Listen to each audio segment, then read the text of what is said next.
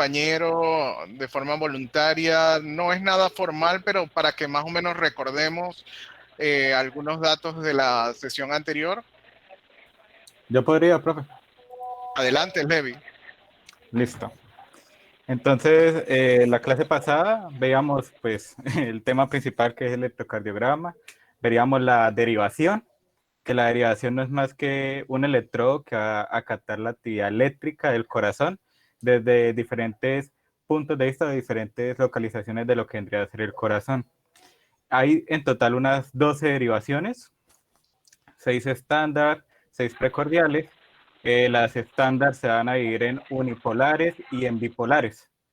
Las unipolares van a ser ABR, ABL y ABF. Y las bipolares van a ser D1, D2 y D3. Unipolares porque vamos a ver la cara, solo va a haber una parte positiva, porque la negativa ya se la va a quedar la máquina con la que hacemos este proceso de electrocardiografía, electrocardiógrafo. Y las bipolares van a tener una carga tanto positiva como negativa.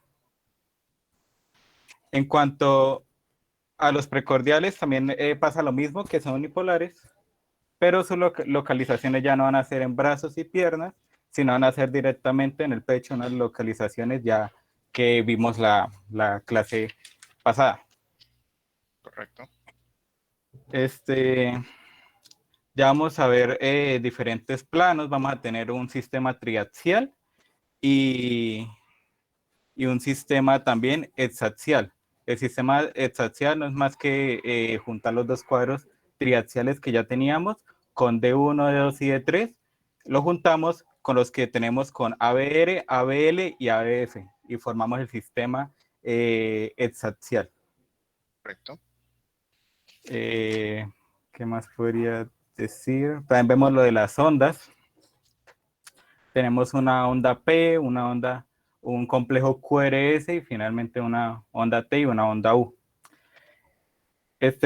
Cuando la onda, cuando vamos para arriba, cuando vamos para arriba del electrocardiograma es positivo, cuando es para abajo es negativo. Y en cuanto a una parte importante que son los vectores, es que dependiendo del flujo que nos va a mandar el nodo sinusal, luego al nodo auriculoventricular, dependiendo del flujo que nosotros damos, va a ser captado diferente en la electrocardiografía. Por ejemplo, si el vector tiene una línea recta, si nosotros vemos la punta, la cabeza, va a ser positivo. Si vemos la cola, va a ser negativo. Y si nuestra derivación apunta a la mitad, tenemos la posibilidad de que apunta sea positivo o sea negativo. También una cosa importante, y era la que el profesor nos estaba diciendo, que era una tarea, que era aprendernos cuándo un ritmo sinusal, cuándo es un ritmo sinusal, y son 5 cosas. La primera, la onda... Creo que eso es lo que hacemos también. Ah, listo, listo. Asignamos a 2 compañeros para que fueran preparando las respuestas. Muchas gracias por tu intervención. Sería bueno que los compañeros que vayan interviniendo abran la cámara pues para hacerlo un poco más personalizado.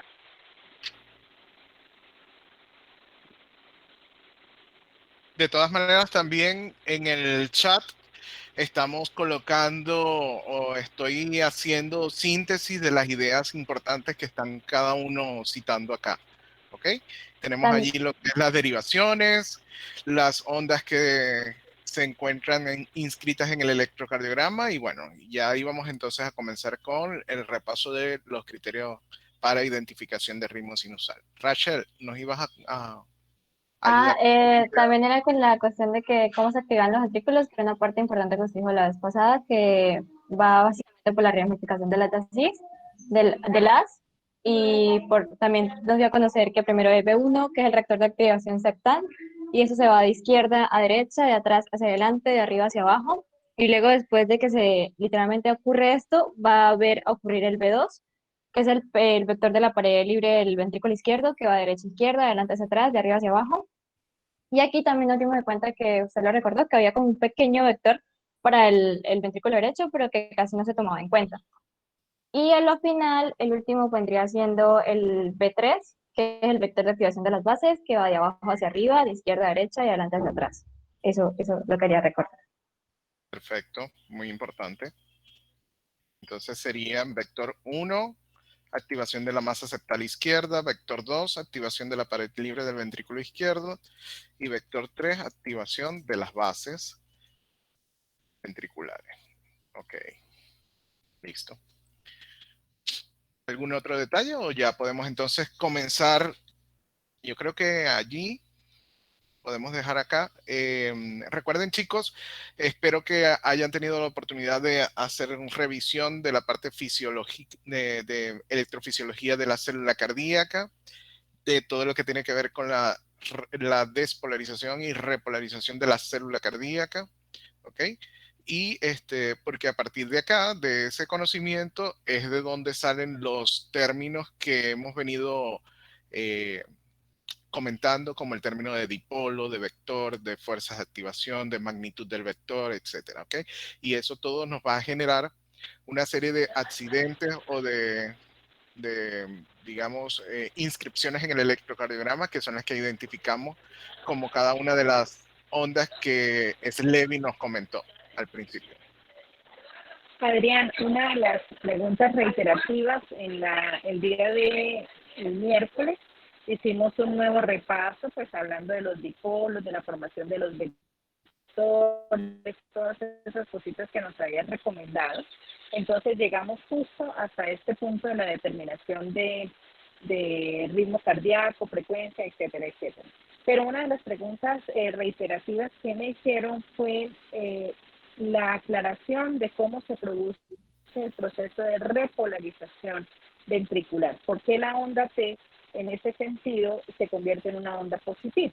¿Sí? Si tenemos en cuenta desde donde se está viendo el vector, que sería, yo les mostraba un vector D2, un electrodo explorador, perdón, en el punto D2.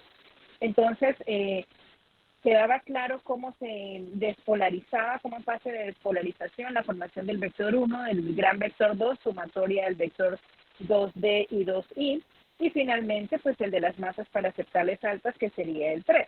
Entonces, varios de los compañeros me hicieron esa pregunta y dije, bueno, vamos a tratar de profundizarlo un poquito con el doctor Adrián cuando sea posible, solo para que no se me fuera a pasar por alto para cuando llegue el momento. Sí, claro. Bueno, no sé, Claudia, si me permites, entonces de pronto abordemos, quizás yo creo que es muy importante porque el entendimiento de todo esto que vamos a ir evaluando parte del conocimiento de la electrofisiología de la célula. Entonces, déjame tratar de hacer una síntesis lo más Claro. detallado posible de lo que es ese aspecto para que entonces podamos proseguir con el estudio del electrocardiograma. Y Perfecto. me voy a dar la libertad entonces de compartir acá la pantalla. Esta les pido disculpas de la presentación, no estaba adaptada para el día de hoy. Este es el emblema de mi universidad, de donde yo egresé, que por cierto, hoy está cumpliendo años de fundada, la Universidad del Zulia en Maracaibo, en Venezuela. Y esta es una presentación viejita que yo tengo por acá, pero nos va a servir mucho. Electrofisiología de la célula cardíaca. Acuérdense que habíamos comentado, chicos, algunos datos con respecto al sistema de conducción, el sistema de conducción cardíaca, que está representada por una serie de estructuras,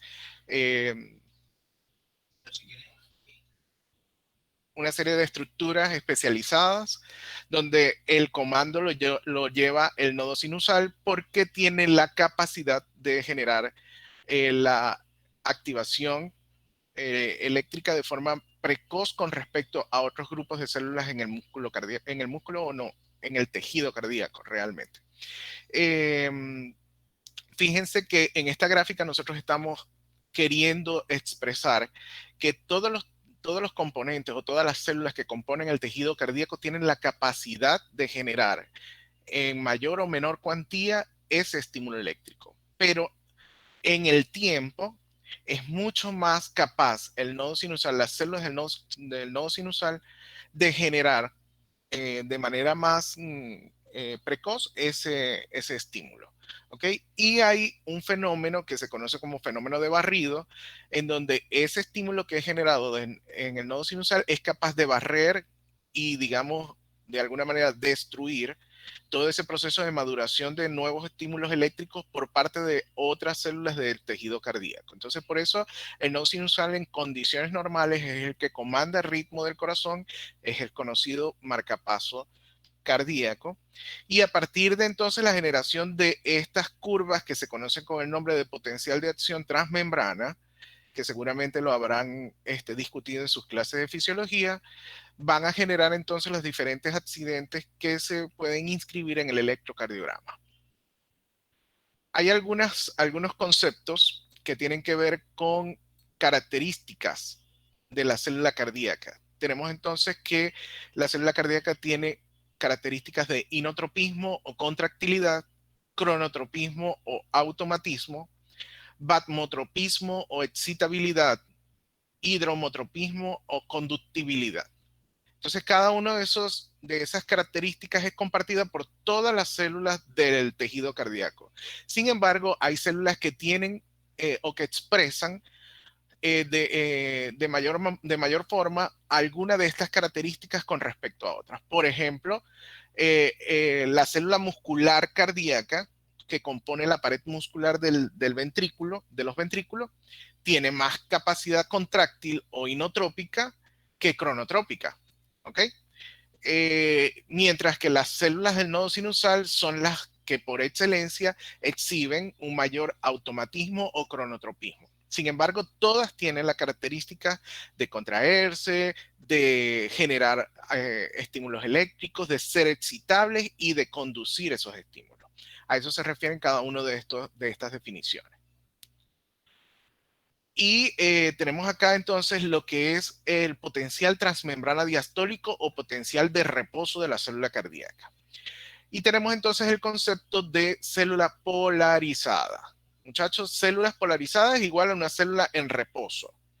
Entonces dice la lámina que una célula polarizada es el estado en el cual durante la diástole existe un equilibrio entre cargas eléctricas positivas en la superficie externa y cargas negativas en la superficie interna de la célula, lo cual depende de la concentración de uno u otro lado de la membrana de los distintos iones. ¿Ok? Acá en la gráfica estamos representando una célula cardíaca con distribución de iones, ¿ok? A través de la membrana citoplasmática acá, o la membrana sarcoplásmica, ¿ok? Y esta distribución iónica hace que se genere un estado de cargas eléctricas predominantemente positivas en el exterior, sobre todo debido a altas concentraciones de sodio y calcio y en menor cantidad de potasio en el exterior de la célula, y en el interior una predominancia de cargas negativas generalmente expresados por concentraciones de aniones no difusibles como las proteínas citoplasmáticas y de iones como el cloro que son cargados negativamente. Y en menor cuantía, pues un balance con algunos cationes como el potasio, que a pesar de que está cargado positivo, cuando se hace un balance general de todas las cargas que están representadas por las diferentes sustancias y iones que están dentro de la célula, pues van a generar este estado de negatividad interior en la membrana sarcoplásmica. Entonces, fíjense cómo esa distribución está expresada acá en los valores que habitualmente vemos en condiciones normales. Estos son las concentraciones de sodio a nivel intersticial o plasmático, incluso también podemos verla, como los niveles de sodio están alrededor de los 145 miliequivalentes por litro en el exterior de la célula, mientras que en el interior alcanza aproximadamente unos 15 miliequivalentes por litro. Esto explica muy claramente cómo hay una predominancia de concentración de sodio que está cargado de forma positiva en el exterior de la célula, y en el interior de la célula pues tenemos sobre todo la representación de los aniones no difusibles, como las proteínas plasmáticas, citoplasmáticas, que entonces le dan esa negatividad al interior de la célula, acompañado entonces de iones de cloro y de menor cuantía de iones de potasio, sodio y calcio. ¿Okay? Entonces, el potencial transmembrana diastólico o potencial transmembrana de reposo es la diferencia de potencial determinada por un equilibrio de cargas positivas y negativas. Y esta varía según el tipo de célula. Esto sí es muy importante. La célula miocárdica, el miocardiocito, en reposo tiene un diferencial o un gradiente eléctrico de más o menos menos 90 milivoltios. Si yo soy capaz de colocar un medidor de voltaje a través de la membrana de una célula muscular cardíaca, mientras ella está en reposo, se va a dar la lectura de unos aproximadamente menos 90 milivoltios. Ese es el gradiente o diferencial de potencial que está en la membrana de un miocito cardíaco. El potencial transmembrana diastólico no es el mismo en los diferentes tipos de células que se encuentran en el tejido cardíaco. ¿Ok? Vamos a ver acá en este lado de la presentación, ¿ok? Perdón. En este lado de la presentación donde tenemos el grupo B de células, son las células contráctiles, son también llamadas células de respuesta rápida, y esta línea de pronto horizontal que nosotros estamos viendo acá va a representar el potencial transmembrana diastólico y que dijimos que valía alrededor de menos 90 milivoltios. ¿Ok? Característicamente las células contráctiles tienen por definición que su potencial transmembrana diastólico es estable, es poco variable. ¿Ok? La diferencia con las células automáticas, por ejemplo, las del sistema de conducción eléctrico del corazón, en especial las células que componen los nodos y en especial a su vez el nodo sinusal, es que el potencial transmembrana diastólico, primero, que no es de menos 90, sino de menos 70 milivoltios. ¿Ok? Y la segunda y más importante de sus características es que no es horizontal, no es estable, no es plana, como en el caso de las células contráctiles, sino que es inclinada, que es inestable. ¿Ok? Y esa inestabilidad es la que le confiere la capacidad de llegar a un punto, que eso tiene su nombre y ya lo vamos a ver, eso se llama potencial umbral, que es capaz entonces de generar una respuesta expresada por esta curva que vemos acá en las células automáticas y esta curva que vemos acá en las células contráctiles, que recibe el nombre de potencial de acción transmembrana. ¿Ok?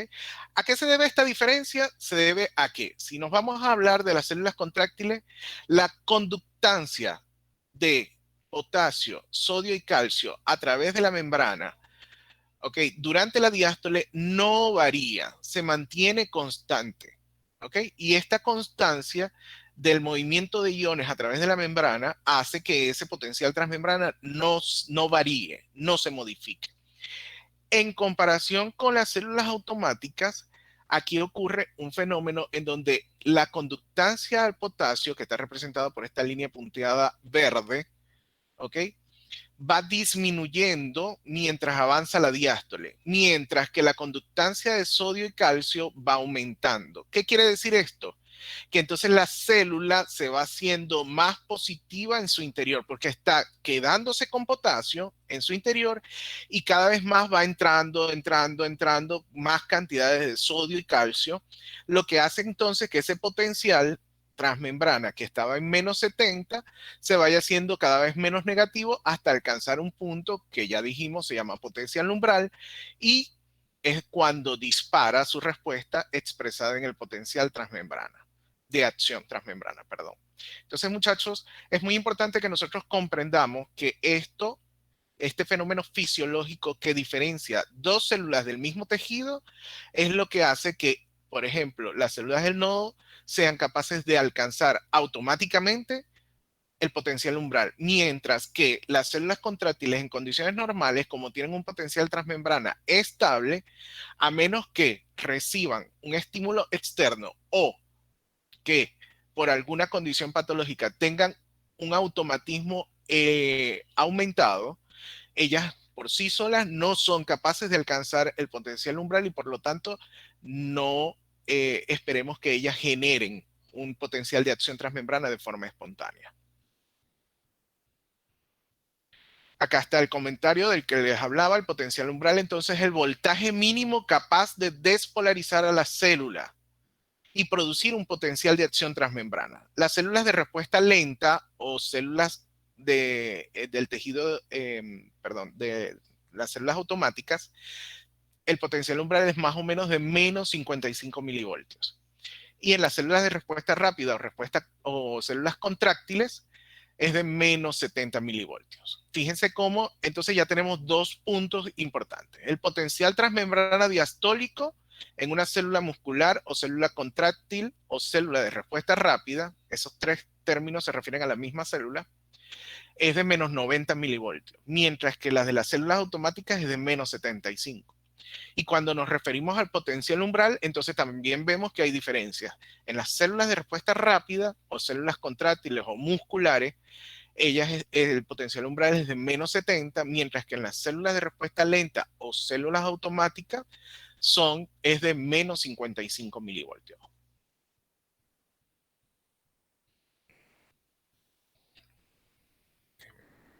Fíjense cómo, entonces, esto determina una línea en el tiempo. Si ustedes definen el punto en el que alcanza el potencial umbral las células del nodo sinusal, es primero o precoz con respecto al momento en el que lo alcanzan las células de la unión AB, al momento en el que alcanzan las células del Purkinje ventricular y al momento que le alcanzan las células musculares ventriculares. Entonces, fíjense cómo la característica de alcanzar precozmente el potencial umbral es la que le dota al nodo sinusal la capacidad de determinar el ritmo cardíaco.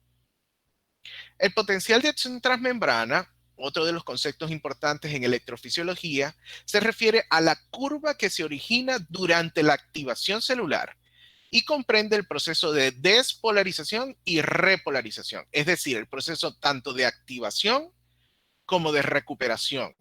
¿Ok? Porque recuerden que el corazón tiene la característica de funcionar de manera cíclica.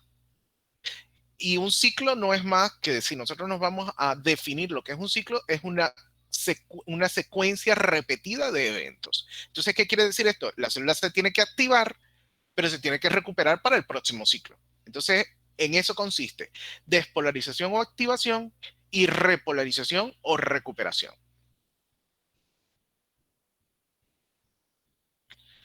Esto es más o menos lo que en la clase anterior les dibujaba y tiene que ver con las fases del potencial de acción transmembrana. Y entonces toda célula que está suficientemente polarizada es excitable. ¿Qué quiere decir esto? Si la célula se encuentra con un potencial transmembrana diastólico normal, ella es capaz de responder a un estímulo. ¿Okay? A eso se refiere en cuanto a excitabilidad. Es decir, es capaz de responder a un estímulo, sea mecánico, químico o eléctrico. ¿Okay? Entonces nosotros vimos en la clase anterior que esta era una representación de una célula cardíaca aislada que está polarizada. ¿Por qué sabemos que está polarizada? Porque las cargas positivas están afuera y las cargas negativas están adentro. Si en este extremo de la célula cardíaca o de la célula que estamos estudiando recibimos un estímulo que sea capaz de iniciar una respuesta, entonces comienza a haber una inversión de cargas. Esa inversión, ya vamos a ver, es debida a los movimientos iónicos en la membrana. ¿Ok? Y eso genera entonces que las cargas negativas se hagan ahora predominantes en el exterior de la célula y las cargas positivas en el interior de la célula.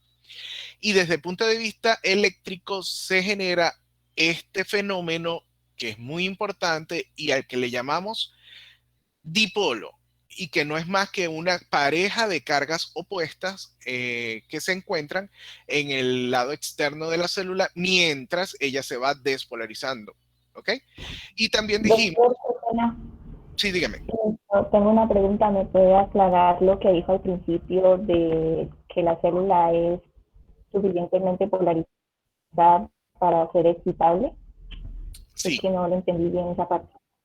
lo que pasa es que el estado de reposo o de polarización puede verse afectado por diferentes condiciones patológicas.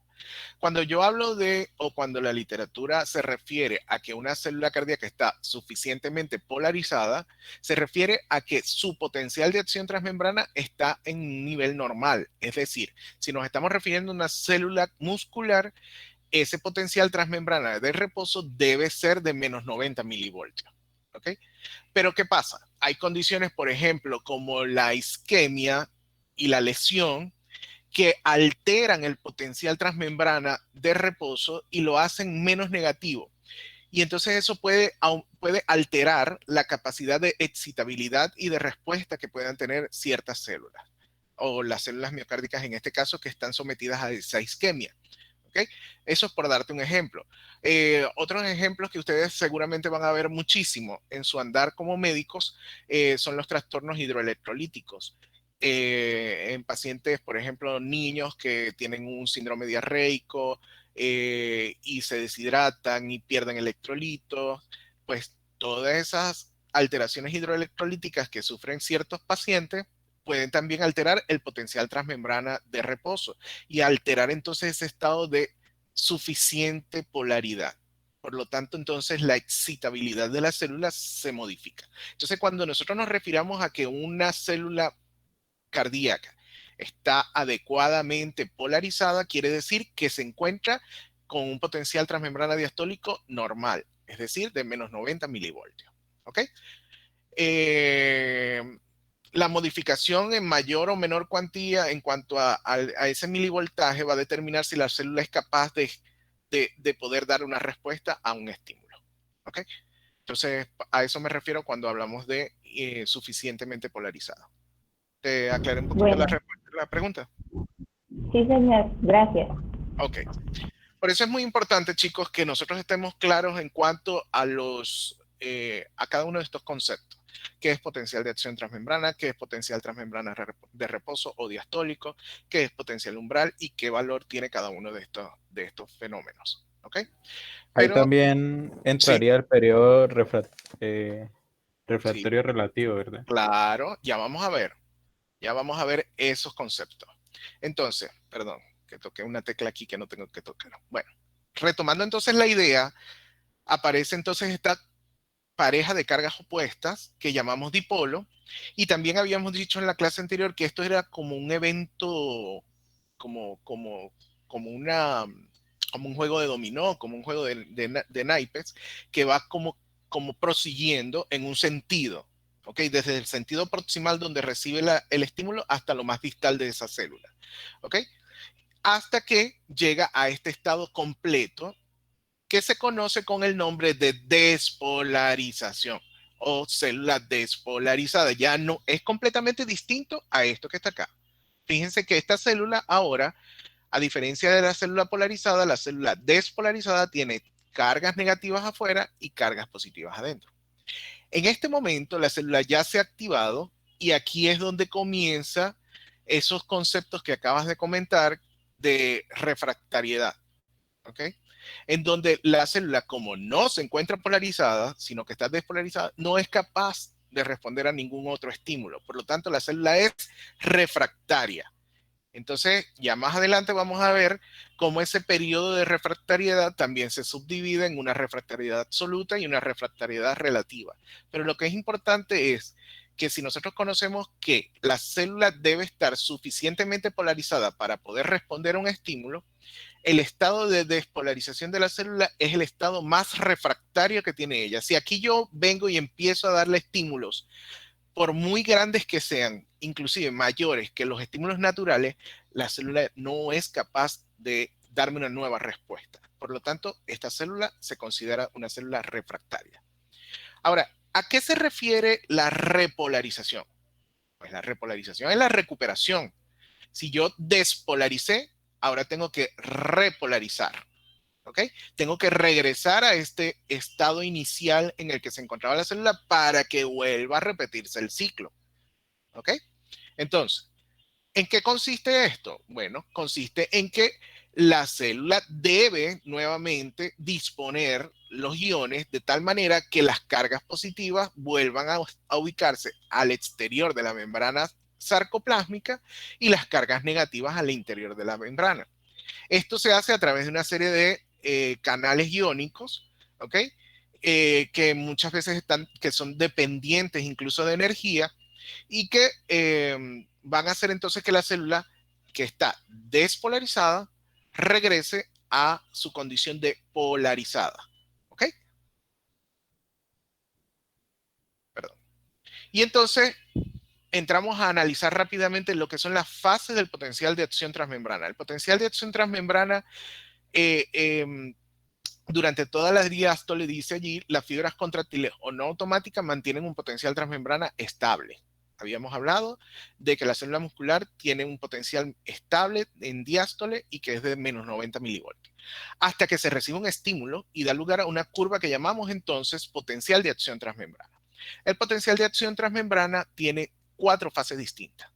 La fase 0, la fase 1, fase 2, fase 3 y fase 4. Cada una con una denominación. La fase 0 de polarización rápida, la fase 1 repolarización rápida precoz, la fase 2 fase de meseta, la fase 3 de repolarización rápida y final, y la fase 4 el potencial de reposo transmembrana o potencial transmembrana diastólico.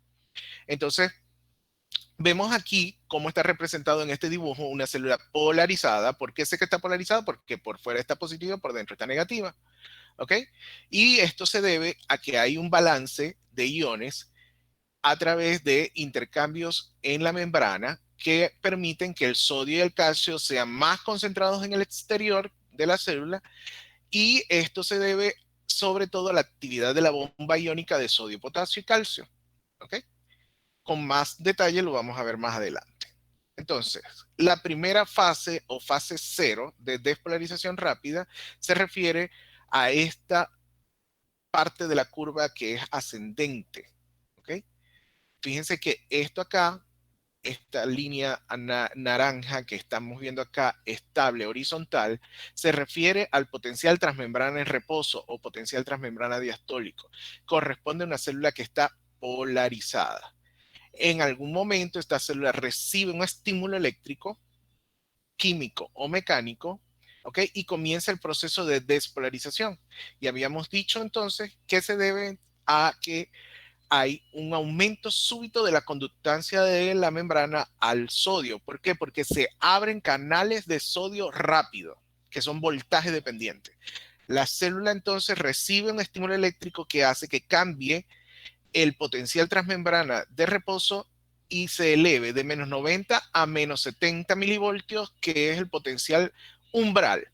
Y entonces se abren los canales de sodio rápido y entra mucho sodio al interior de la célula. ¿Qué hace esto? Pues que la célula comience a cargarse de manera positiva en su interior y se vayan perdiendo cargas positivas en el exterior, y eso va invirtiendo las cargas. Fíjense cómo acá nosotros tenemos ahora cargas positivas en el interior con mucho sodio y cargas negativas en el exterior.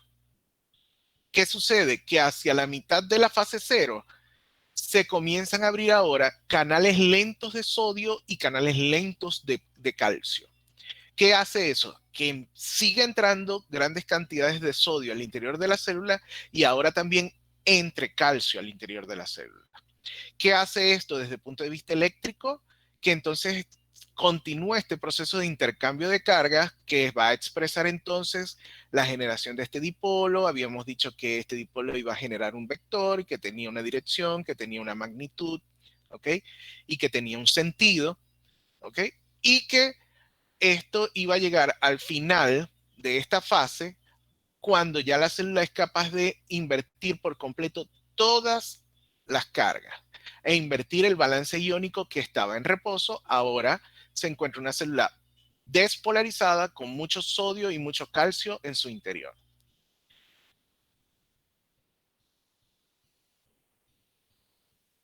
Aproximadamente el cambio desde el punto de vista de voltaje va desde los menos 90 milivoltios del potencial transmembrana diastólico hasta 0 o más 20 milivoltios. Incluso se hace positivo. Comienza entonces inmediatamente, ya la célula aquí se despolarizó por completo. ¿Ok? ¿Por qué creen ustedes que es importante este proceso, además de lo que implica pues la generación de la expresión eléctrica de la activación? Pero desde el punto de vista práctico, ¿para qué sucede esto? ¿Quién me puede decir, ya con lo que estamos expresando aquí en esta lámina, cuál es la intención de que suceda este fenómeno? Por la durabilidad de la contracción cardíaca. ¿Cómo así? Es decir, cuando se abren los canales de calcio tipo L, Ujú. eso hace que la contracción se mantenga, o sea, que estos canales se abran más lentamente y se cierren también lentamente. Entonces, esto va a formar lo que es la meseta y la contracción va a ser más fuerte y más duradera. Ya va, disculpa, ¿cuál es tu nombre? Luis No, José Sánchez. no, no los estoy viendo porque estoy compartiendo pantalla, por eso pregunto el nombre. Luis José, mira, seamos un poquito más prácticos en cuanto a ciertos conceptos. Estás en lo cierto. Aquí la idea o lo que yo estaba preguntando lo dijiste, que es la fusión de un fenómeno eléctrico con el fenómeno mecánico. Eso lo van a encontrar ustedes en los libros de fisiología como esa relación electromecánica de la despolarización de la célula cardíaca.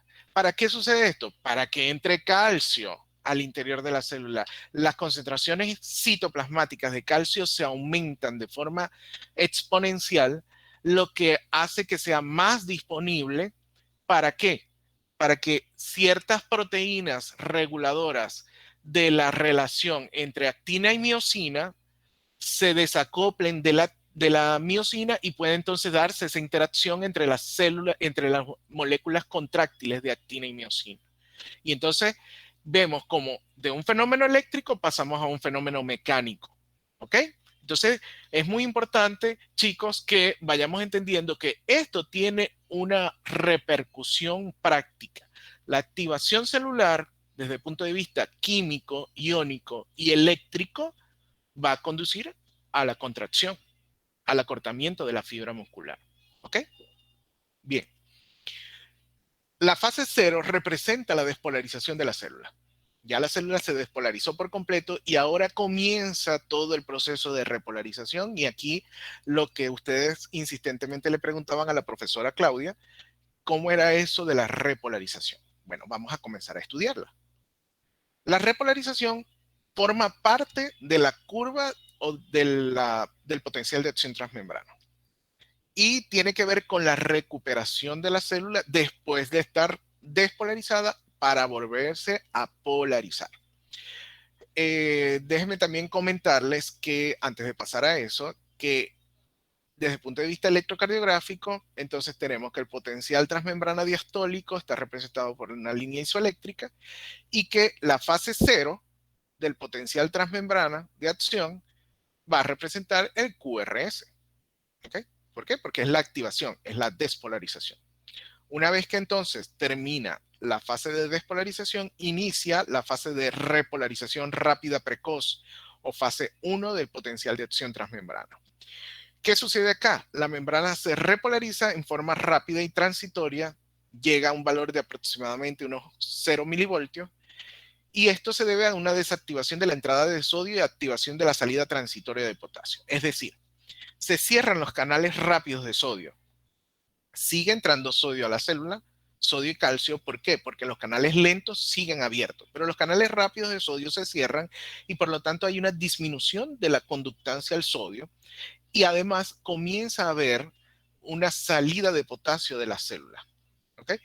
Eso hace entonces que la célula pierda cargas positivas de su interior y se haga un poquito más negativa con respecto al exterior de la célula. Y entonces eso hace que de más 20 milivoltios que se encontraba acá en este punto, regresemos más o menos a un valor de 0 milivoltios.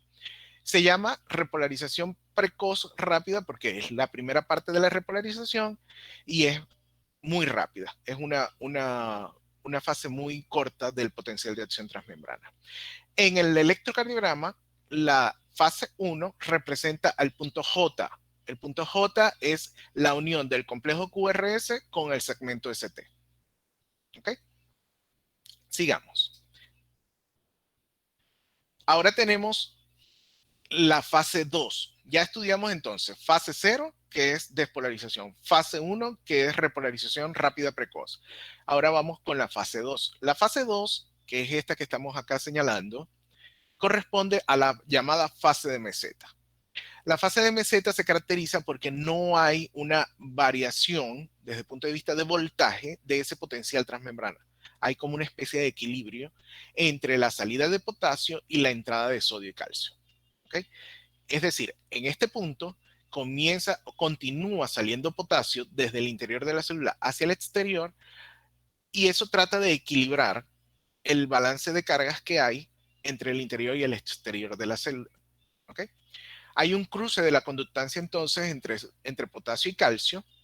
La meseta del potencial de acción transmembrana o fase 2 corresponde entonces al ST del electrocardiograma, y al final de la fase 2, ¿qué es lo que sucede? Que la salida de potasio es superior a la entrada de sodio y calcio. Allí sí comienza a haber un desbalance nuevamente, en donde la cantidad de potasio comienza a salir, que sale de la célula, comienza a ser mayor que la entrada de sodio y calcio.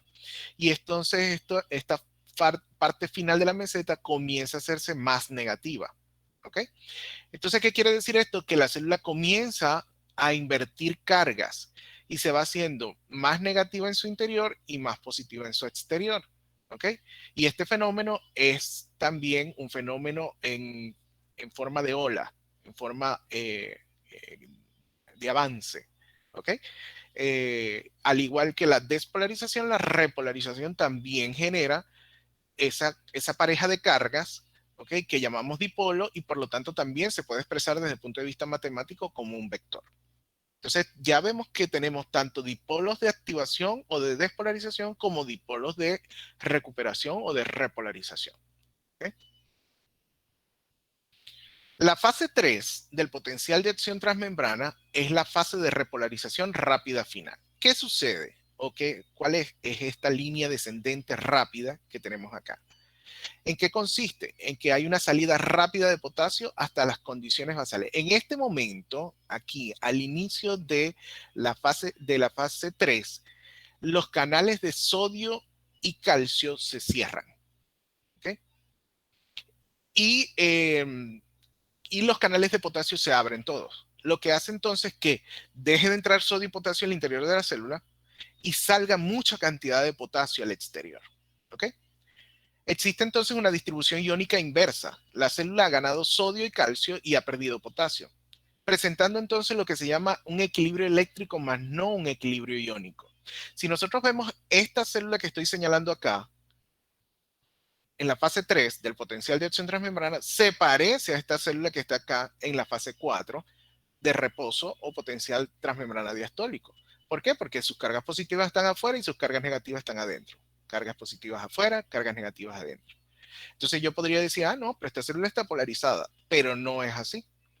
¿Por qué? Porque hay un equilibrio eléctrico, pero no hay un equilibrio iónico. Fíjense cómo están las concentraciones de los iones con respecto a una célula polarizada. En una célula polarizada tenemos sodio y calcio en altas concentraciones en el exterior y potasio en altas concentraciones en el interior. Y aquí lo tenemos a la inversa. Potasio afuera y sodio y calcio adentro. Entonces, ¿qué sucede acá? Comienza la fase 4 del potencial de acción transmembrana, que es esto que está acá, que está representado por la activación de la bomba de sodio y potasio, ¿ok? Y de la bomba de sodio-calcio. ¿Qué es lo que hace esto? Que de forma activa, esta proteína de membrana, a través del consumo de energía de ATP, ¿ok? Vas a introducir potasio a la célula y a sacar sodio y calcio al exterior. Esto sí se hace en contra de gradientes y amerita el consumo de energía. Entonces, por eso se necesita la activación de esta bomba, de estas proteínas de transporte transmembrana activas, para hacer que la célula no solamente alcanza el equilibrio eléctrico que tenía al final de la fase 3, sino que al inicio de la fase 4 también se alcance un equilibrio iónico y entonces se pueda llamar nuevamente a esta célula una célula en estado de polarización. ¿Ok? Entonces fíjense que el potencial de acción transmembrana involucra tanto el proceso de activación o de despolarización como el proceso de recuperación o de repolarización. El potencial de acción transmembrana en el tejido cardíaco es distinto dependiendo del tipo de células que veamos. Las células automáticas muestran un potencial de membrana de acción que es lento, de ascenso lento. ¿Ok? Primero, pues la característica importante de que la despolarización diastólica espontánea está presente, es decir, el potencial transmembrana diastólico se va despolarizando espontáneamente hasta alcanzar el potencial umbral. ¿Ok? Y aquí comienza el potencial de acción transmembrana. En las células automáticas, esto depende por un aumento de la permeabilidad del sodio, perdón, me estoy adelantando. El potencial transmembrana diastólico, que es inestable, va a depender de ese aumento de la permeabilidad de sodio y de la disminución de la permeabilidad de potasio, lo que hace entonces que este potencial se haga menos negativo y alcance entonces el potencial umbral. La fase 0 en las células automáticas es distinta al que acabamos de estudiar porque ahora no es una línea recta vertical, sino que es una línea más inclinada, más lenta en el tiempo. ¿Ok? Esto se debe a que principalmente no existen canales rápidos de sodio en las células automáticas, sino que básicamente la entrada de sodio y calcio va a depender de los canales lentos. Por lo tanto, la entrada de esos iones al interior de la célula se hace menos rápida que en las células contráctiles. Otra característica es que no vamos a ver ni fase 1 ni fase 2, sino que inmediatamente llega al pico máximo de despolarización, la célula se repolariza a través de la fase 3 del potencial de acción. Mientras que, fíjense la diferencia con respecto a una célula cardíaca contráctil, el potencial de acción es una curva que tiene entonces su fase 0, que es casi vertical, es muy rápida, por eso es que se llaman células de respuesta rápida. Y tenemos entonces las diferentes fases de la repolarización, que son la fase 1, fase 2, fase 3 y fase 4. Aquí tenemos las diferencias, no las vamos a detallar. Esas son las diferencias entre las células de respuesta rápida con respecto a las células de respuesta lenta. Lo importante es que cuál es su ubicación. Las células de respuesta rápida del músculo auricular y ventricular, mientras que las de respuesta lenta son las que corresponden al tejido especializado de conducción. Perdón. También importante acordarse del valor del potencial transmembrana diastólico y del potencial umbral, y las fases del potencial de transmembrana que están presentes y ausentes en cada una de ellas. Ya esto lo leímos en alguna oportunidad, esto también. Y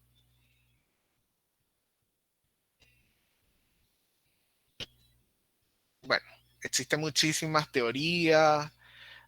Van a encontrar que si partimos una célula a la mitad, nosotros podemos definir el trazado electrocardiográfico a través de la curva del potencial de acción, y eso va a generar una serie de potenciales que van a traer como consecuencia la generación de la inscripción del electrocardiograma. Aló, dime. Qué pena interrumpir. ¿Podría volver a explicarme la diferencia que tienen en la fase 4 las células contráctiles de las automáticas? No. No alcanzo a escuchar eso. Ambas tienen fase 4. Acuérdense que la fase 4 es el potencial transmembrana diastólico. En ella está activo la bomba de sodio y potasio. Y ella, de forma continua, está movilizando iones de sodio y de calcio hacia el exterior de la célula e introduciendo potasio al interior. ¿Ok? Profesor, una pregunta. En las células automáticas, como hay un óvulo sinusal y ¿eso es un estado de hiperpolarización o cómo es eso? Hiperpolarización. No, ese término no cabe acá. La hiperpolarización es un estado patológico. ¿Ok? Ok, no me había quedado claro No con algo corresponde que había leído. Sí, sí. Es algo patológico, tiene que ver con esos cambios en el potencial transmembrana diastólico. ¿Ok? Habíamos hablado de algo que se conocía como suficientemente polarizado, ¿ok? O adecuadamente polarizado, en donde el valor del nivel del potencial transmembrana diastólico era lo que determinaba eso. Habíamos dicho que para... Dime. Adrián, disculpa, es que en el libro de fisiología por el cual nos guiamos, y es lo que ellos te quieren preguntar, la Gayton menciona una fase de hiperpolarización haciendo relación a que cuando se repolariza la célula, teniendo en cuenta las características propias de los iones y la actividad de la bomba ATPasa, sodio, potasio, se pueden incluso intercambiar una pequeña cantidad más de iones que va a pasar la célula del estado de reposo de menos 90 milivoltios a menos 92 milivoltios. Y el libro nos lo refiere como un estado de hiperpolarización, pero para hacer notar, chicos, la actividad de la bomba sodio y potasio, o sea, la actividad tan importante que tiene para intentar restablecer el nivel de potencial en reposo y permitir un nuevo evento eléctrico en la célula cardíaca. Eso es lo que te estaban preguntando. Pero Sí. realmente es porque nuestro libro lo menciona así, Adrián. Sí, bueno, de todas formas, la variación de menos 90 a menos 92 milivoltios, fíjense que incluso en este cuadro que estamos mostrando acá en la presentación, estamos hablando de que hay un rango entre los menos 80 a menos 95 milivoltios que pueden ser considerados como un nivel normal. ¿Ok? Pero hablar de hiperpolarización,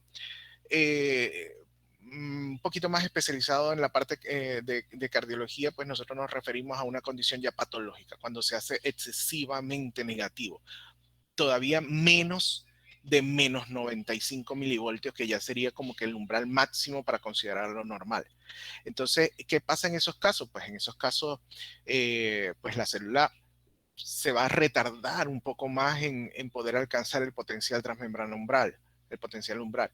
Entonces el estado de hiperpolarización como tal es un estado patológico porque modifica la capacidad de respuesta de la célula.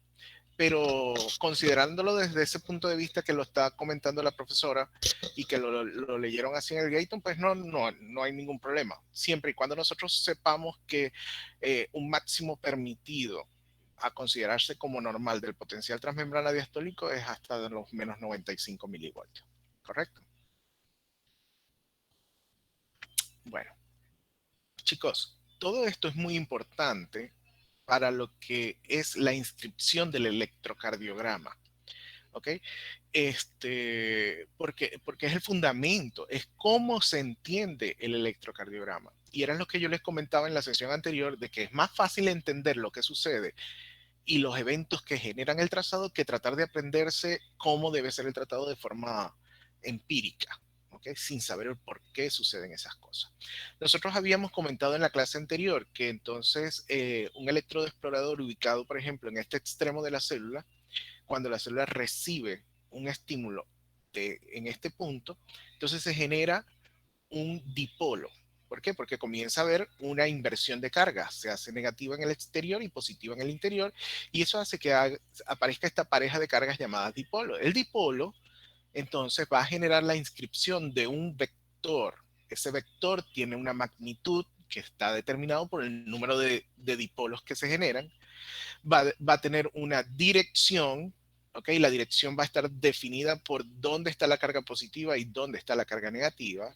Por lo tanto, la flechita o la punta de la flecha va a representar la carga positiva del dipolo, mientras que la colita de ese vector va a representar la carga negativa.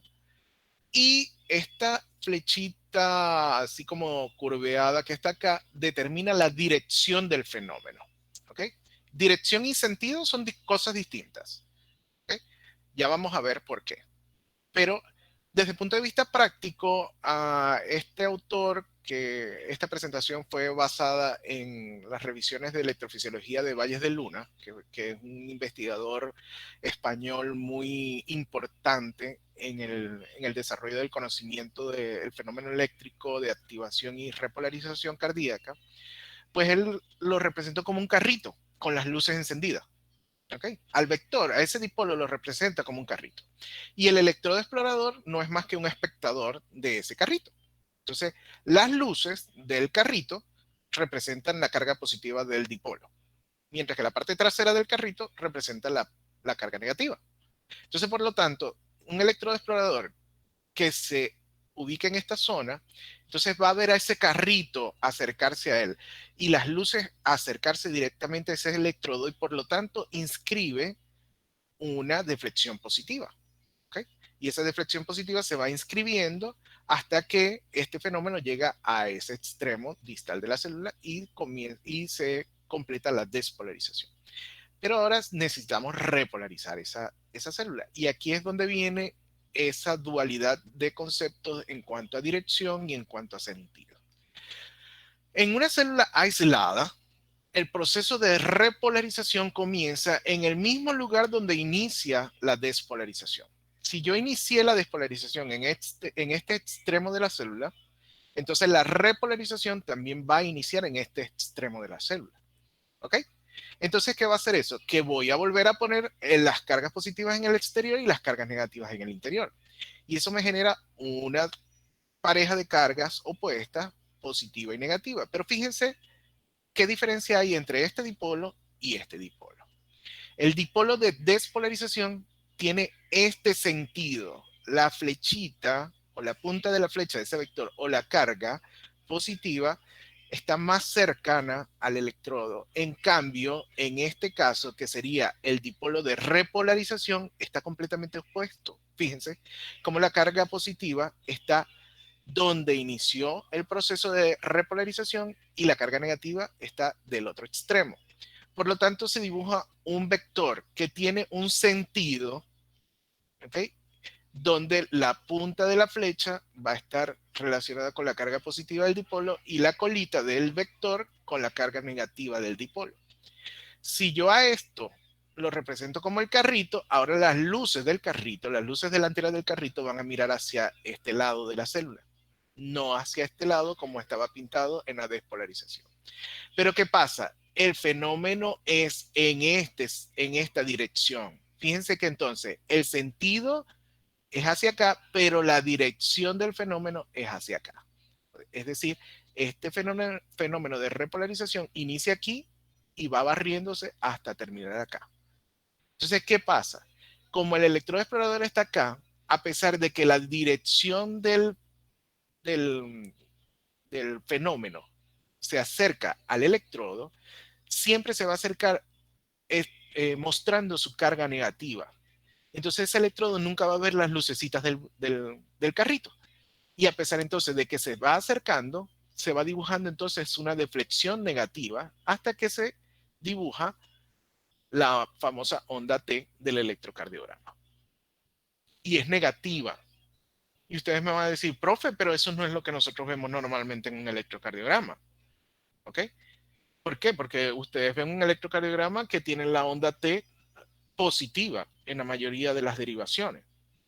Y entonces yo les digo, sí, tienen toda la razón, pero aquí estamos hablando de una célula cardíaca aislada.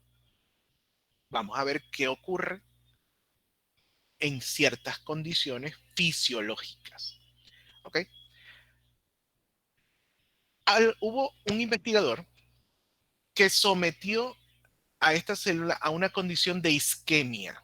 Disminuyó la concentración de oxígeno en este extremo de la célula y el resto de la célula la dejó normal. Le dio su aporte de oxígeno normal. ¿Qué sucedió con el fenómeno de despolarización? No se modificó para nada. La isquemia a la que fue sometida este extremo de la célula no tuvo que ver en absoluto con la capacidad de generar el dipolo con el mismo sentido y con la misma dirección y con la misma magnitud que en condiciones normales. Fíjense el carrito, el electrodo y la inscripción del electrocardiograma en esta situación. Es decir, la isquemia no altera la despolarización. Pero cuando vamos a la repolarización, aquí sí ocurre algo importante. ¿Qué pasó? Si nosotros habíamos dicho en la lámina anterior que la repolarización en una célula aislada se iniciaba en el mismo lugar donde iniciaba la despolarización, cuando esa célula es sometida a isquemia, en ese extremo donde se inició la despolarización, allí no se va a iniciar la repolarización. ¿Por qué? Muchachos, porque ya vimos que la repolarización depende de energía. Y si yo disminuyo las concentraciones, el aporte de oxígeno a esa parte de la célula, entonces, en teoría, va a haber una menor disponibilidad de ATP y por lo tanto el proceso de repolarización no se va a dar fácilmente o no se va a dar con la rapidez con la que se da en condiciones normales. Por lo tanto, ya el fenómeno de repolarización no comenzaría aquí, sino que comenzaría acá, donde terminó la despolarización. ¿Ok? Y entonces, ¿qué sucede? Como yo voy a comenzar entonces a intercambiar cargas positivas hacia afuera y negativas hacia adentro, se va a generar un dipolo de repolarización, que cuando analizamos la célula aislada era diferente al dipolo de despolarización, pero cuando analizamos esta situación en una célula sometida a isquemia, en uno de sus extremos, vemos que este dipolo se parece a este dipolo. ¿Ok? Pero ¿qué pasa? El sentido del fenómeno sigue siendo igual al de la despolarización, pero la dirección es distinta. Va desde acá hasta acá. Entonces el mismo carrito apuntando sus luces hacia el electrodo explorador, pero en retroceso. ¿Qué significa esto? El electrodo, a pesar de que ve que el fenómeno se está alejando de él, inscribe una deflexión positiva porque siempre enfrenta la carga positiva de ese dipolo, porque siempre enfrenta la punta de la flecha de ese vector, o como si lo quieren ver en este ejemplo, siempre enfrenta las lucecitas del carro, a pesar de que se aleje. Y eso hace entonces que se genere una inscripción positiva. ¿Por qué hicieron eso? ¿Por qué alguien se puso a pensar en eso? Bueno, porque en condiciones normales, chicos, déjenme aquí, vamos a ver qué es lo que sucede en la pared ventricular. ¿Okay? Resulta que si este dibujo que está acá representa la pared del ventrículo izquierdo. ¿Okay? Esto representaría el interior de la cavidad ventricular y este el exterior. O lo que es lo mismo. Esto sería el endocardio y esto sería el epicardio. ¿Bien? ¿Me siguen? Sí, señor. Ok. Sí, señor. En condiciones fisiológicas, muchachos, en condiciones fisiológicas, el subendocardio, que es esta parte sombreada de este dibujo, está sometido a isquemia. En condiciones fisiológicas, el aporte o la oferta de oxígeno para estas 2/3 partes del miocardio son muchos mayores que las que se le ofrecen al subendocardio. Y entonces eso se comporta como el experimento de la célula aislada que le colocaron isquemia en el extremo. Entonces, si yo sé que la despolarización va de endocardio a epicardio, porque yo sé que las células de Purkinje están aquí, en la región subendocárdica, entonces el fenómeno de despolarización no se va a afectar. El fenómeno sigue su curso normal desde el endocardio hacia el epicardio. Pero cuando le toca la repolarización, no se comporta como una célula aislada, se comporta como la célula sometida a isquemia, en donde el proceso de repolarización inicia en el epicardio y se dirige al endocardio. Veamos entonces cada uno de esos términos. Ya va. Perdón. Se los voy a dibujar ¿qué? En la pizarrita. En la famosa pizarrita. Permítanme compartir la pizarra. Aquí vamos. Entonces, bien acá.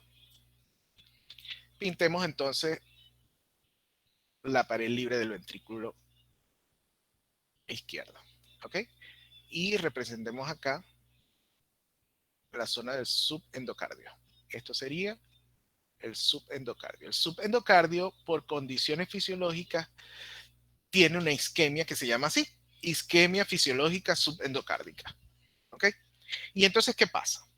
Cuando el estímulo eléctrico llega acá, al subendocardio, Eso hace entonces que las cargas que están positivas, ¿ok?, en el exterior, comiencen a hacerse ahora negativas, ¿verdad? Comiencen a hacerse negativas. Hasta que se hace completamente negativa, es decir, se despolariza. Y en este proceso se genera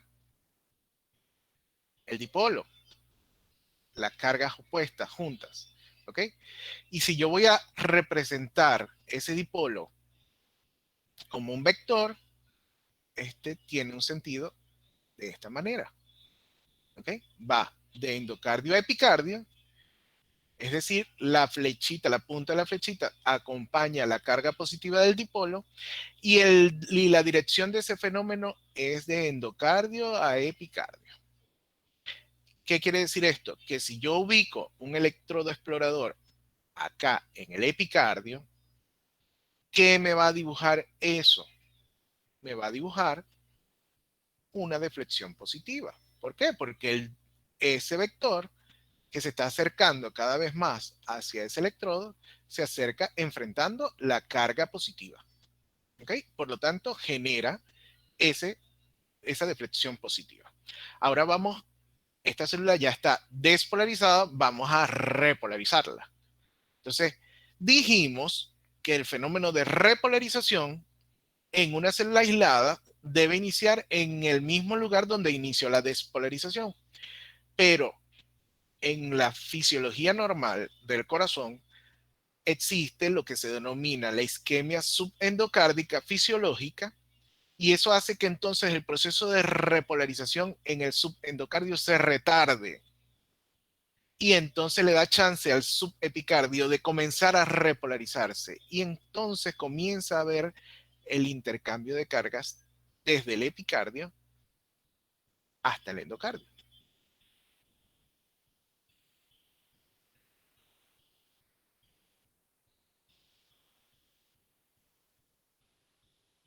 Hasta que vuelve a hacerse positivo todo en el exterior y entonces se repolariza. ¿Ok? Entonces, esto me dibuja nuevamente otro dipolo. Fíjense, aquí hay un dipolo, un dipolo, un dipolo. ¿Ok? Y si yo voy a dibujar el vector es este. La punta del vector, la punta de la flecha, siempre va a acompañar la carga positiva del dipolo, mientras que la colita del vector representa la carga negativa del dipolo. Pero ¿qué pasa? Fíjense que ahora, a pesar de que el sentido del vector permanece igual, porque va de endocardio a epicardio, la dirección del fenómeno es al contrario. El fenómeno partió del epicardio y se va hacia el endocardio.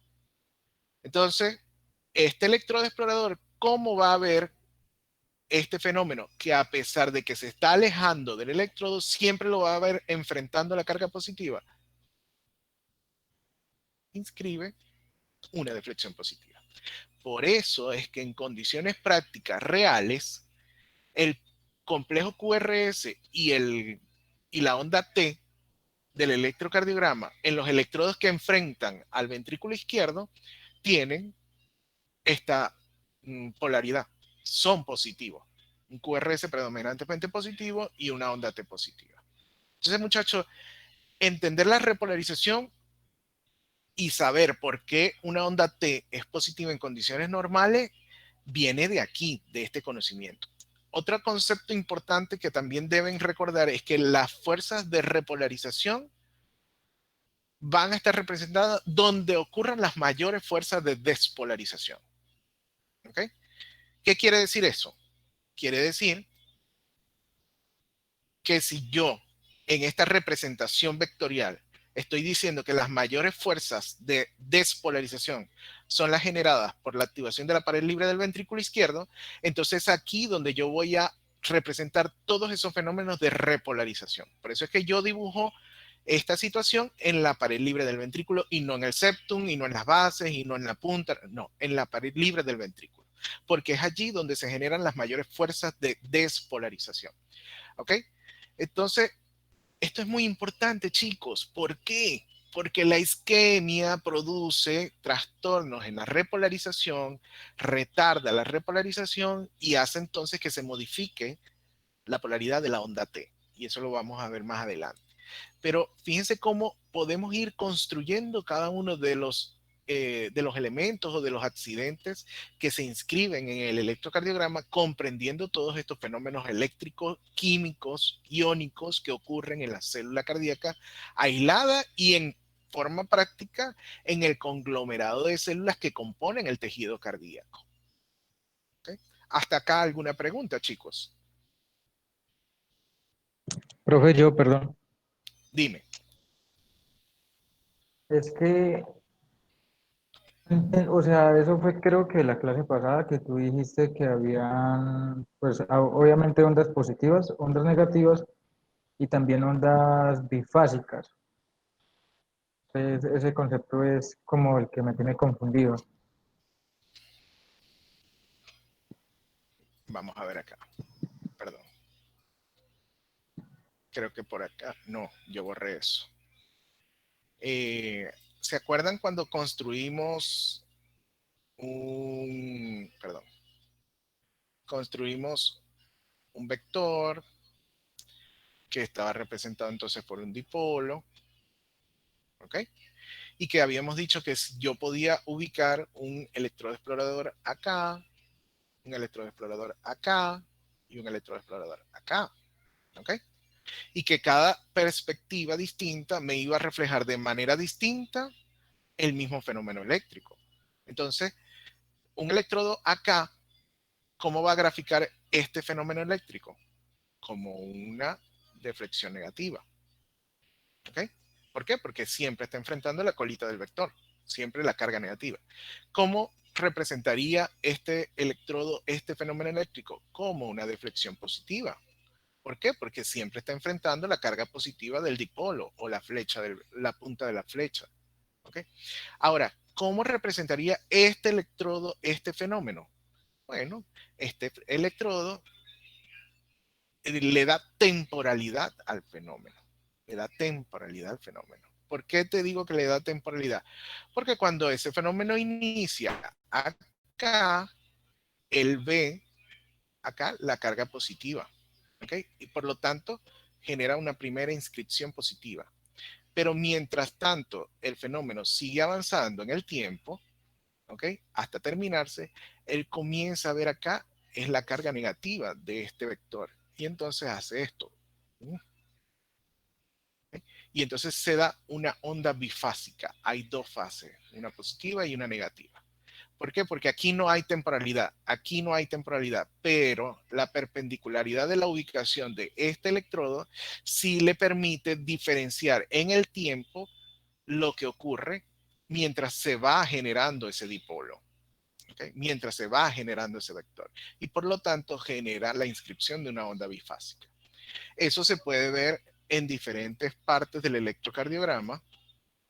Aquí tenemos un electrocardiograma que creo que fue el que analizamos en la clase anterior. Y vemos, por ejemplo, acá en B2, cuando nos referimos a la onda P, fíjense cómo esta onda P tiene una parte positiva y tiene una parte negativa. Es decir, es una onda bifásica. Esto es bifásico. ¿Ok? Aquí pareciera haber otra. Pero este bifasismo es al que se refiere el electrocardiograma cuando el electrodo es capaz de ver el fenómeno en esa temporalidad. ¿Ok? No sé si me expliqué bien allí. Yo creo que... Sí, Uh-huh. sí, profe, muchas gracias, ya quedó claro. Ajá. Bueno, chicos, de verdad, como les Profe, comenté, dime. qué pena. Una pregunta. ¿Es posible que yo pueda ver en un electrocardiograma una onda T negativa? Sí, claro. En condiciones normales, sí. Sí pueden verla. Por ejemplo, fíjense acá. Esta onda T está negativa en ABR. ¿Ok? En condiciones normales, B1 y B2 pudieran ver ondas T negativas. ¿Okay? ¿Y por qué ustedes creen que se genera esta situación? Fíjense, vamos otra vez a nuestro corazoncito. O recordemos aquí un poquito. El fenómeno de repolarización tiene el mismo sentido que el de despolarización, pero dirección distinta. ¿Ok? Vamos entonces ahorita al corazoncito. Si yo tengo un corazoncito acá que tiene un fenómeno de despolarización que va de, perdón, de derecha a izquierda, ¿ok? O de endocardio a epicardio, y la repolarización se dirige, va en esta dirección, pero tiene este sentido, por eso es que me da la, vamos a borrar esto porque podemos confundirnos. A pesar de que el vector de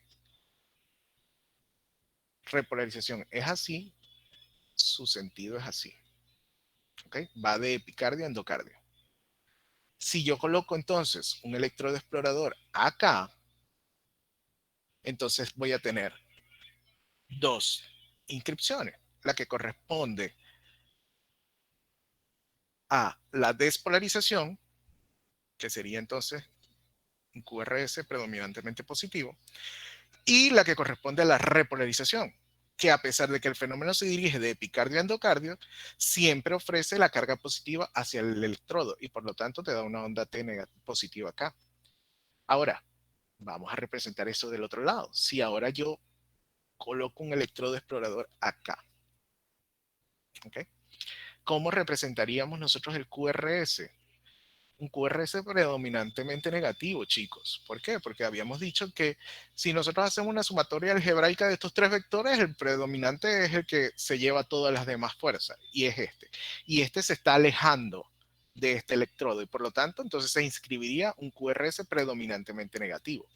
Ahora, ¿cómo ve el proceso de repolarización, de recuperación de la célula? Acuérdense que no hay repolarización en condiciones prácticas. En teoría, obviamente sí lo hay de todas las células cardíacas. Hay repolarización. Pero las fuerzas de repolarización solo van a representarse en el electrocardiograma donde se generaron las mayores fuerzas de activación. Entonces, yo no voy a tener fuerzas de repolarización ni en la pared libre del ventrículo derecho ni en el septum, sino en la pared libre del ventrículo izquierdo. ¿Ok? Y entonces tenemos un vector de repolarización que se dirige hacia la izquierda a pesar de que va de epicardio a endocardio. Sin embargo, a pesar de que entonces este fenómeno se acerca a este electrodo, siempre se acerca ofreciendo la carga negativa de ese vector. Por lo tanto, la onda T es negativa. ¿Ok? En condiciones normales con un electrodo que se opone a esta cara. Entonces vamos a ver eso.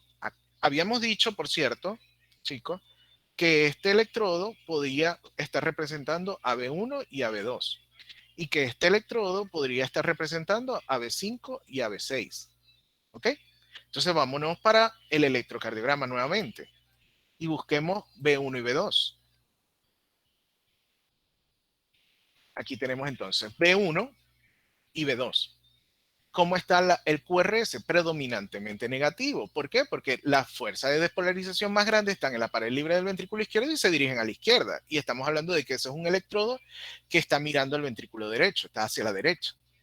Y la onda T es negativa porque las fuerzas de repolarización, a pesar de que se dirigen a la derecha, ofrecen un sentido del vector que enfrenta la carga negativa del dipolo al electrodo explorador.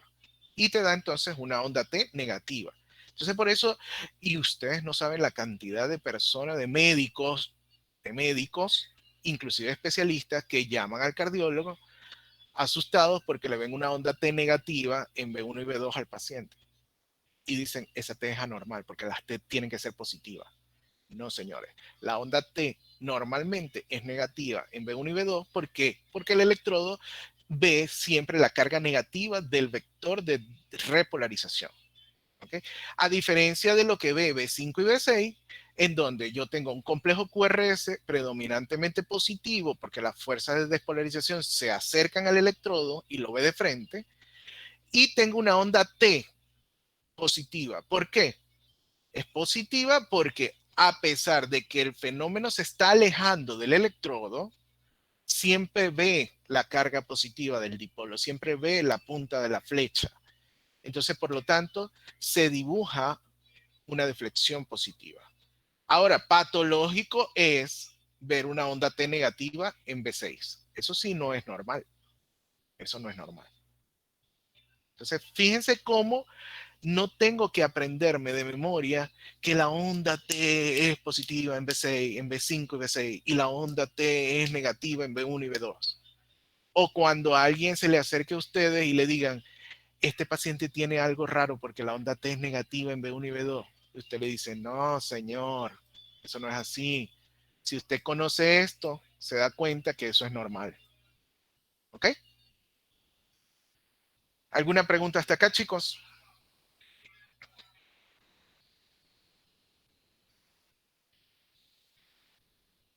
¿Preguntas? Profe, Dime. en el caso de que, pues, o sea, un paciente con, bueno, que sea sano, que no presente isquemia, entonces el periodo de repolarización, tanto el sentido como la dirección del vector vendría a ser como el de, como el de despolarización, que va de endocardio a epicardio. No, Andrés. En condiciones normales, la isquemia subendocárdica es un evento fisiológico. Okay. Todos tenemos isquemia subendocárdica. ¿Por qué se debe la isquemia subendocárdica?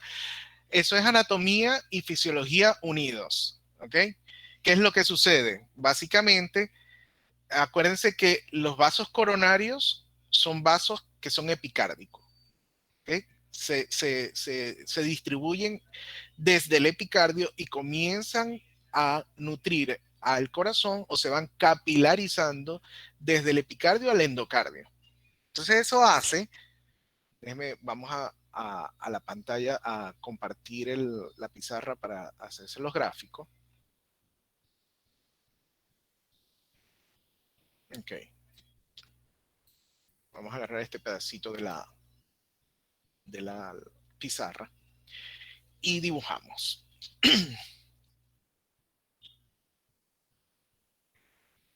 Si yo tengo, vamos a dibujar aquí rápidamente un corazoncito.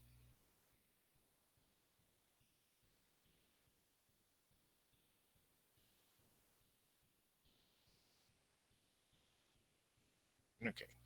Tenemos entonces así todo feo, ese corazoncito. Las arterias coronarias, que son las encargadas de nutrir al músculo cardíaco, discurren por el epicardio. Se van por el epicardio. ¿Ok? Una coronaria izquierda y una coronaria derecha. Esto es esquemático, obviamente no es la anatomía exacta. Y si nosotros vamos a ver un acercamiento de esto, ¿cómo entonces se comportaría esto? La arteria va dando ramas que van penetrando el espesor del miocardio. ¿Ok? Va penetrando hacia el espesor del miocardio y se va capilarizando, y se va capilarizando, y se va capilarizando. ¿Ok? Hasta que llega al subendocardio. En el subendocardio hay menos cantidad de capilares que en el subepicardio. Aquí hay menos capilares que acá. Acá hay una oferta mayor de oxígeno que acá. ¿Ok? Esa es una de las razones del por qué ocurre la isquemia fisiológica. La otra razón, y quizás también muy importante, es algo que se llama la tensión parietal. ¿Qué es la tensión parietal? Es la presión que genera la sangre, ¿ok? Al interior, desde el interior de la cavidad ventricular hacia las paredes del ventrículo.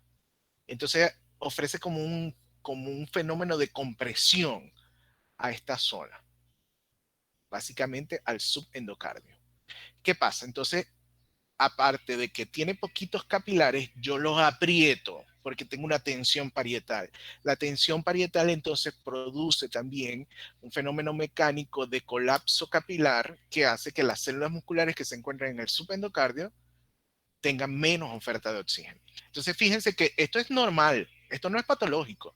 Todos nosotros tenemos este fenómeno en nuestro corazón. En el subendocardio tenemos dos condiciones que lo hacen isquémico con respecto al subepicardio. Menor capilaridad y la tensión parietal. Entonces, por lo tanto, el fenómeno de isquemia subendocárdica es un fenómeno fisiológico. Ustedes lo van a encontrar en todos sus textos de fisiología cardiovascular con ese nombre. Isquemia fisiológica subendocárdica. Entonces, Andrés creo que fue el que hizo la pregunta. Siempre el fenómeno de isquemia subendocárdica fisiológica va a afectar la repolarización. Entonces la repolarización nunca en condiciones normales va a iniciar en el subendocardio, inicia en el subepicardio. ¿Correcto? Listo, profe, muchas gracias. Bueno, chicos, no, no avanzamos nada en la clase de electro. Sí, ya me di cuenta. Pero eso es tu culpa, Claudia. Tú eres la que me induces. No, es que esa es la idea, aprovecharte al máximo. O sea, chicos, ya pasamos de 2 charlas a 4 y podemos aquí seguir el resto del semestre. No, no, chicos, de verdad que electrocardiografía es muy bonita, es muy fácil, realmente es muy fácil. La electrocardiografía es fácil para quien entiende las bases fisiológicas. ¿Ok? Y yo creo que no hay mejor oportunidad de entender esto que en la cátedra de fisiología. O sea, sería un absurdo que nosotros nos enfrasquemos en hacernos entender o en aprendernos que la onda P es positiva en D1, D2, ABF y de B2 a B6 y que es negativa en ABR, que yo no sé qué. Los criterios en ritmo sinusoidal, si yo no entiendo cómo ocurre todo ese proceso, porque para eso es la cátedra de fisiología. Cuando ustedes vayan a su cátedra de medicina interna, por ejemplo, allí ustedes no van a estudiar estos fenómenos tan profundamente como en este momento tienen la oportunidad de hacerlo, porque se supone que ya lo hicieron. Entonces, yo creo que esta es una oportunidad que no podemos desperdiciar. No podemos desperdiciar y creo que concordamos la doctora Claudia y yo en que podemos seguir hablando un poco más de fisiología, de electrofisiología de la célula cardíaca en este módulo de electrocardiografía. Claro, Adrián, nosotros terminamos este corte el 26 de septiembre. Entonces, pues de acuerdo a tu disponibilidad, la próxima semana podríamos volver a reunirnos y yo voy adelantando con ellos otros temitas. También todavía dentro de la fisiología, pero ya cardiovascular, tensión arterial, resistencia, número de Reynolds, esas otras cositas. Y siempre vamos a retomar en el mismo punto. Yo creo que ellos están tan contentos, más que yo quizás, con tus clases. Claro, estamos aprendiendo muchísimo todos y nuevamente mil y mil gracias. Por ahí me acaba de llegar un mensaje del doctor Víctor, creo que está con la doctora Zuluaga en este momento y creo que te requiere.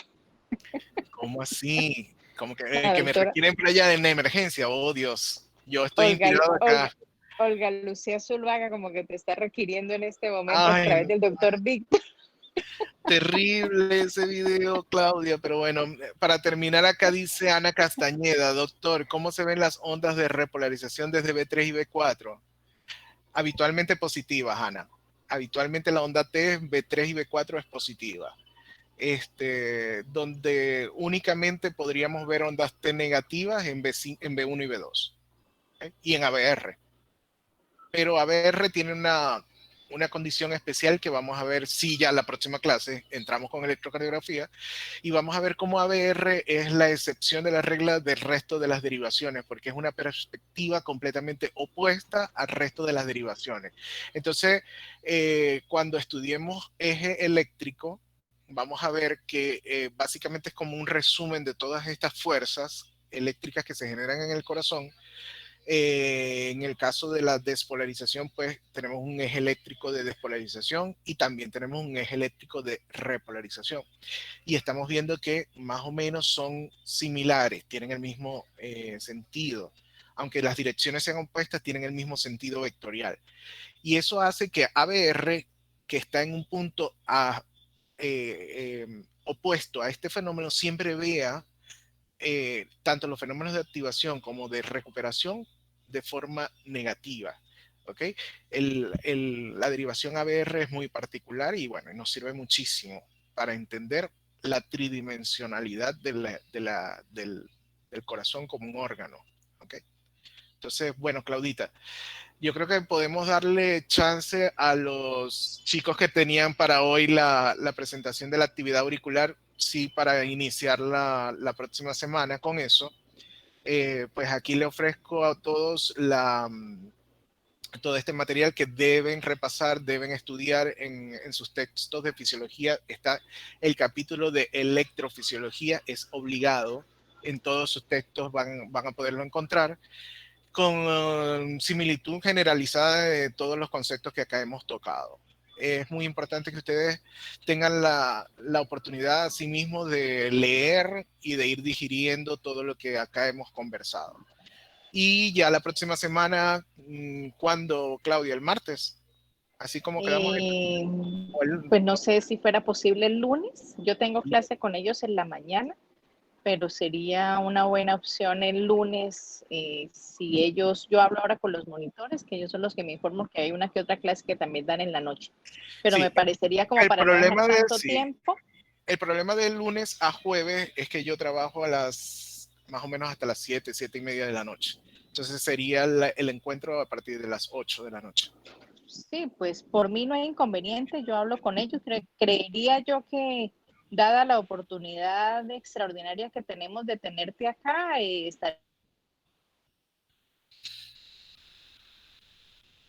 La profe como que estaríamos dispuestos. Aló, Claudita. No, a lo que dada la oportunidad extraordinaria de tenerte acá, estaríamos dispuestos a aprovechar el máximo tiempo contigo a la hora que dispongas. Listo. Sebastián también hace una preguntita en el chat. Les voy a pedir ya no más preguntas porque ya debemos terminar esta sesión. Ahorita, sí.